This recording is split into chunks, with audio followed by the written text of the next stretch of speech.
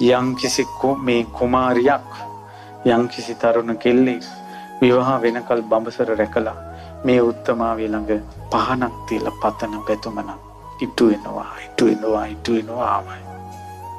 මේ උත්තමාවියගේ දැසට පේන්නේ බඹසර තියෙන කිල්ලෝ.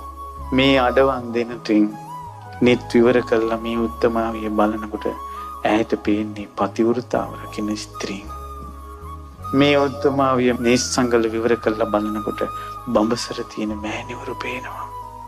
ඒ නිසා අද ඉඳලා මේ උත්තමාවියගේ උතුම් පවිත්‍රතාවයේ සිහි කරලා බඹසර අධිෂ්ඨාන කරගන්න විවාහ වෙනකල් චරිතේ නරක කරගන්න එපා.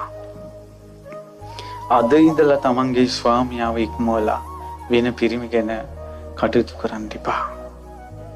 අධිෂ්ඨානයක් ගන්න. මොකක් හරි පිනක් තියෙන නිසානේ මෙච්චර වෙලා හිටියේ. ඇගේ අනුභවය තියෙන නිසානේ මේ වලාකුළු මෑත්තුනේ. ඒ අනුභවය තියෙනවා. යම්කිසි කෙල්ලෙක් මේ උතුම් යසෝදරාවට වැඳ ඉන්න කෙල්ලෙකුට කොල්ලෙක් කරදරයක් කරන්න හැදුවොත් ඒ කොල්ලට එක ශාපයක් වෙනවා. ඇයි පවිත්‍ර උත්තමාවියකගේ දියණියකටයි කරදර කරන්නේ. මේ වගේ පවිත්‍ර උත්තමාවියක් ඇසුරු කරන දියණිවරුන්ට කරදර වෙන්නේ නැහැ. මේ වගේ පවිත්‍ර උත්තමාවියකට වඳින පිරිමින්ට නරක ගැහණු ලැබෙන්නේ නැහැ. ඇයි අද කාලේ පිරිමින්ට නරක කාන්තාව ලැබෙන්නේ? යසෝදරා උත්තමාවියට වැඳලා නැහැ. වන්දනා කළා නැහැ.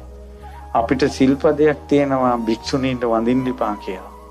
නැත්තම් දහස් වතාවක් හිතෙනවා පෙරලි වඳින්න මේ උත්තමාවියට. එච්චර පවිත්‍රයි. එක්කෝ බඹසර රකින්නවා නැත්තම් ස්වාමි භක්තියෙන් යුක්තයි.